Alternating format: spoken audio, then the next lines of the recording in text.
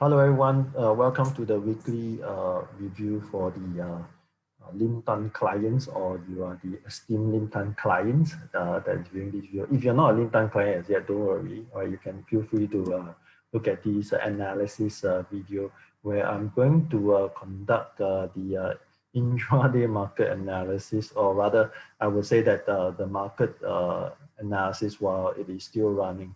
So just to recap a little bit, last night on the Monday, the Dow actually went higher while the Nasdaq has crashed significantly lower.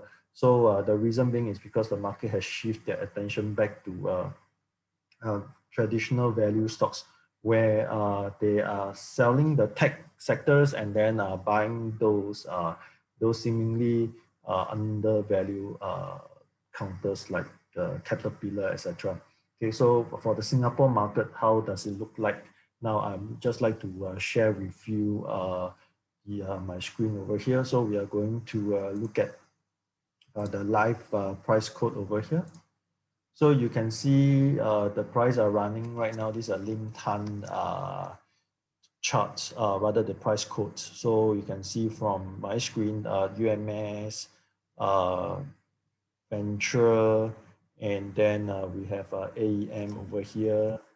Okay, AEM, UM Venture, UMS, and Venture. So all these are really in the red.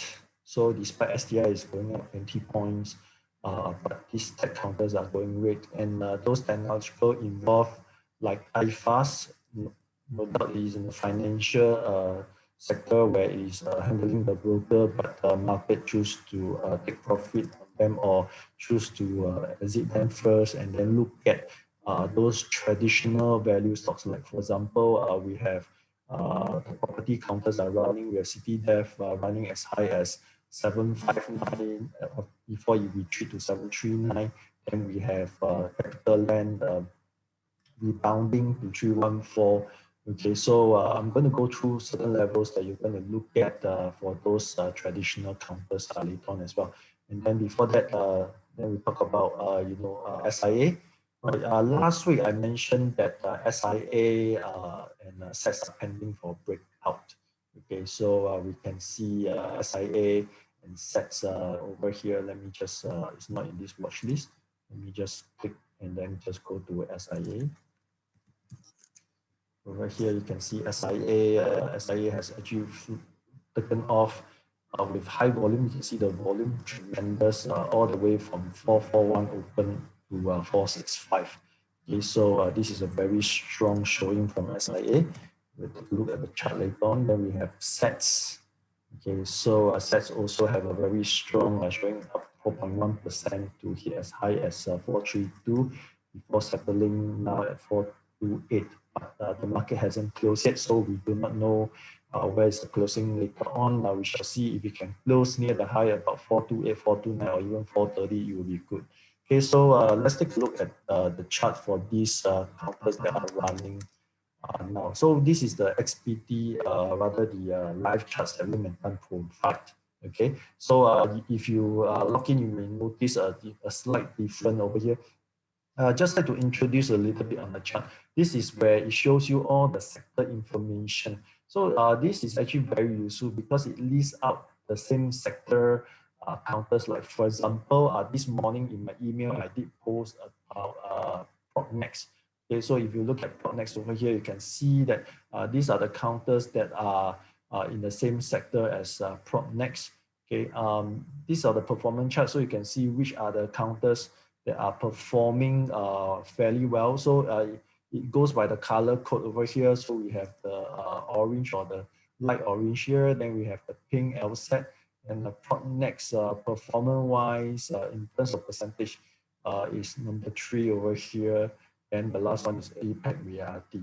Okay, so this is how you read the sector information. So you can see that Propnex is actually in the real estate services.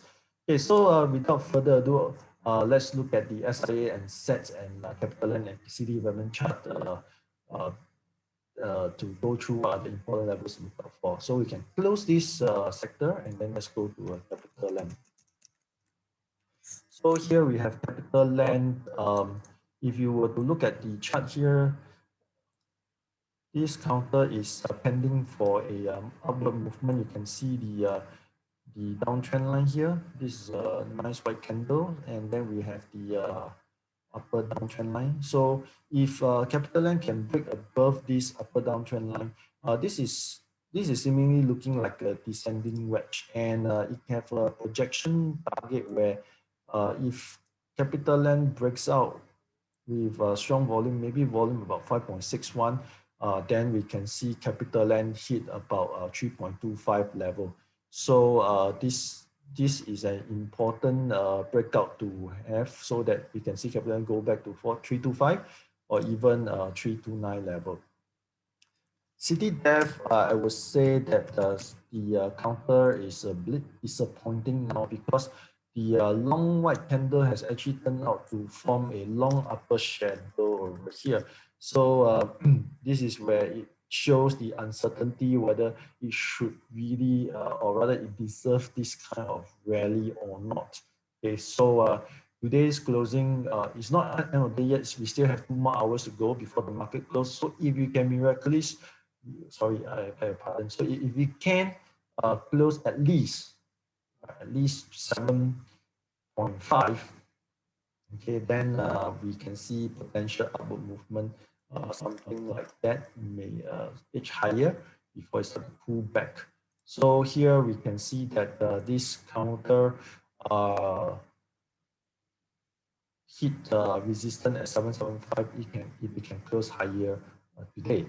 Okay, so let's see how. Now SIA is having a very nice chart. Today you can see the candle, it's very nice. So if you look at SIA here, it had a consolidation for almost 2 to 3 weeks already before it really broken up from its resistance and its consolidation convincingly. So the next chance will be the next consolidation if we were to consolidate here again with declining volume.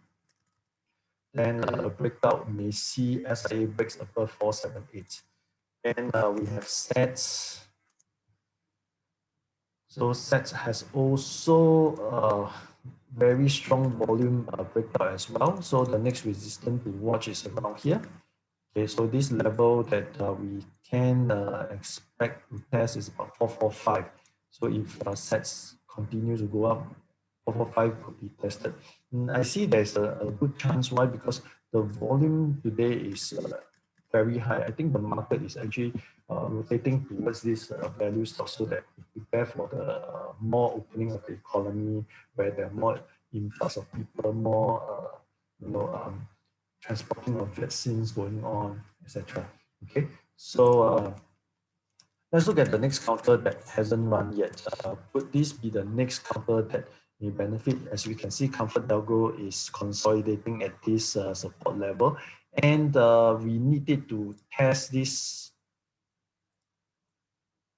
resistance level at 163 to form a double bottom and then break out to head towards this 175 resistance. So let's see whether today it can close at 160. Now, of course, this is a very strong support, as you can see here. Other than looking out for resistance, you also must be mindful of the support level 156, a very strong support. If it breaks below this 156, well, it's not going to be pretty for ComfortDelGro.